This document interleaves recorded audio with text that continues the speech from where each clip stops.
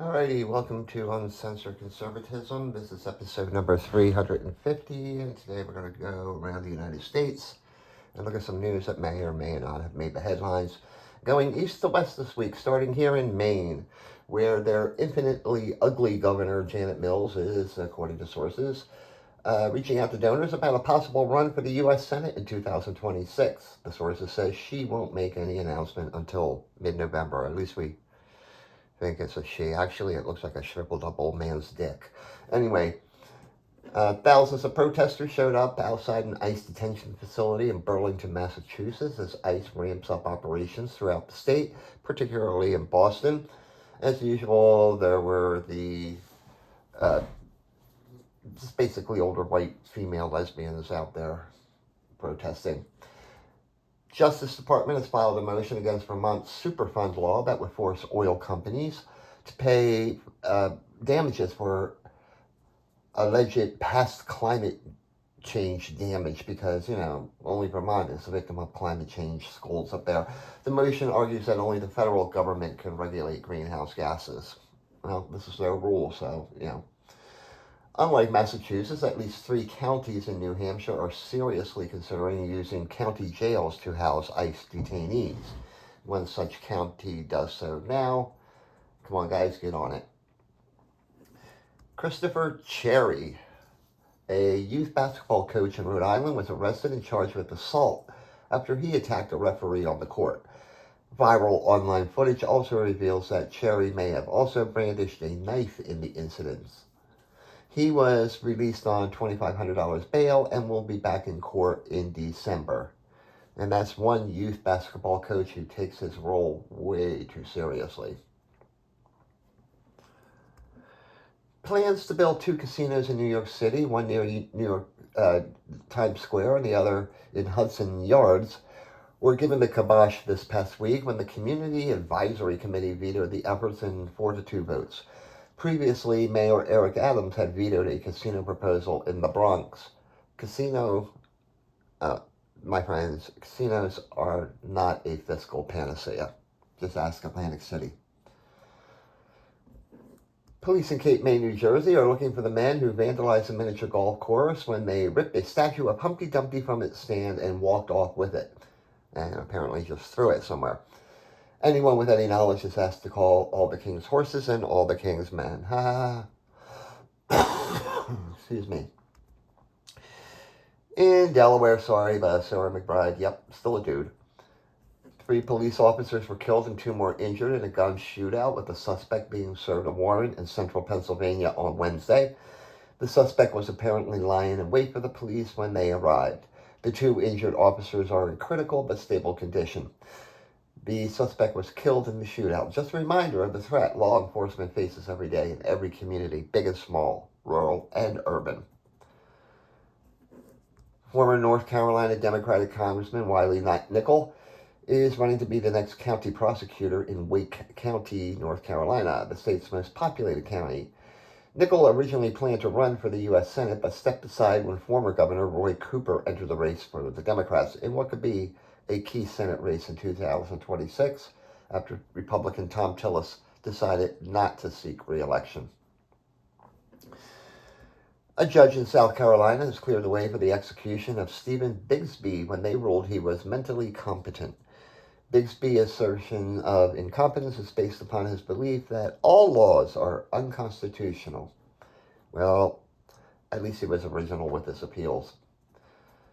This should be interesting. Brad Raffensperger, the Secretary of State in Georgia, who butted heads with Donald Trump over the election outcome in that state in 2020, has announced he will seek the Republican nod to run for governor in 2026. Trump has already endorsed, I believe, one of his primary opponents, Burt Jones. So we'll have to see how this all shakes out in Georgia's GOP primary. David Joseph Pittman became the 12th person to be executed by lethal injection in Florida this year. Pittman was convicted in 1990 for the stabbing deaths of his estranged wife and 2 family members and setting their house on fire. Number 12 sets a record for the state, and they have 2 more scheduled before the year is out. And that's one way to create some bed space down there in their jails. Alabama is contesting a judge's ruling that a new law making it illegal to grant gifts or payments for helping someone to complete absentee ballots should be blocked. The judge ruled that the ban disadvantaged the disabled, blind, and illiterate. The three-judge panel did not indicate when they would rule after listening to the oral arguments. The state argues the law is necessary to keep political operatives from preying on vulnerable voters. And Mississippi. A tree, a black man found hanging from it. You think we were in Jim Crow, Mississippi, but this happened to a Delta State University student. An autopsy has since been completed, and it has been ruled a suicide. Although race grifter Ben Crump is on the scene. You know, this is possibly a future edition of Dateline. I don't know. Robotaxi leader Waymo announced that they will be teaming up with Lyft rather than Uber starting next year in Nashville, Tennessee. Waymo already operates taxis through Uber in Austin, Texas, and Atlanta. They became the first robotaxi service to have both rideshare companies sharing their app. A judge in Kentucky has dismissed a lawsuit by the Republican state auditor against their Democratic governor, Andy Beshear, over implementation of the state's kinship caregiver law. The law in question would give family members greater time to apply for benefits for the foster care of family members. The lawsuit alleged that Beshear was simply dragging his feet. And Ohio is just fucking boring again. Yeah. Alex Babbage of Fort Wayne, Indiana, made the record books by growing the world's tallest sunflower. The sunflower is 36 feet tall. But did you know that the sunflower is the national flower of Ukraine? This would make sense since Alex Babbage is a Ukrainian immigrant to the United States. A judge in Michigan dismissed all charges against 15 alleged false electors who were accused of falsely attempting to certify Donald Trump as the winner of Michigan's electoral votes in 2020. Dana Nessel, the state attorney general, brought the charges in 2022. The judge ruled that they lacked intent and honestly believed there were problems with the election. And to prosecute them violated the First Amendment and their ability to redress the government. Such efforts in 4 other states have been bogged down in the courts also. Wisconsin State Representative Francesca Hong has entered the open gubernatorial race in 2026 to replace Tony Evers, who is retiring. Hong, a single mother, enters the race with a very progressive or socialist agenda, according to some pundits. Incidentally, Hong also works as a bartender, dishwasher, and line cook besides her duties in the state assembly. And she's just what politics needs. Another bartender, since the first one was so intelligent. Okay, in Illinois, Governor J.B. Pritzker is still morbidly obese. U.S. Representative Emanuel Cleaver in Missouri has resorted to the race card to stave off an attempt to redistrict the state centered on weakening his ability to win in his Kansas City-based district. The new map divides the city along Troost Street, a street formerly used to segregate blacks from whites in Kansas City. Well, his efforts have failed because the legislature passed a new plan and it awaits the governor's signature. Regina Santos Aviles, an aide to the Texas Republican Congressman Tony Gonzalez, shown here, was pronounced dead at her home in Uvalde, Texas, and the Texas Rangers have been called in to investigate. So far, no foul play is suspected. However, there are rumors that Santos Aviles and Gonzalez had a relationship and she may have committed suicide by self-immolation. These rumors are unconfirmed at this time. Authorities in Oklahoma City, Oklahoma, have decided not to bring any charges against 4 police officers for the deadly shooting of suspect Eddie Hill. Police were called to the scene amid calls of someone wanting to commit suicide. Police argue the suspect attacked them with a knife and refused to drop the weapon before they opened fire. Kansas State Department of Education fired Katie Allen, a research analyst, after she posted online that the assassination of Charlie Kirk was well-deserved. Now, I have no problem with these actions of making despicable people pay the piper for their actions or opinions. No one deserves to be assassinated or murdered, and to publicly state that indicates that you are a subhuman piece of scum. You can disagree with Kirk all you want, but you just don't go over the line. No formal agreement has been reached between ICE and the state of Nebraska to convert a former state prison into an ICE detention facility, and some local residents are growing worried over the cost and security. Dubbed the Cornhusker Clink, local officials said they were surprised when Nebraska Governor Jim Pillen said the facility would be used as a Midwest hub for detentions.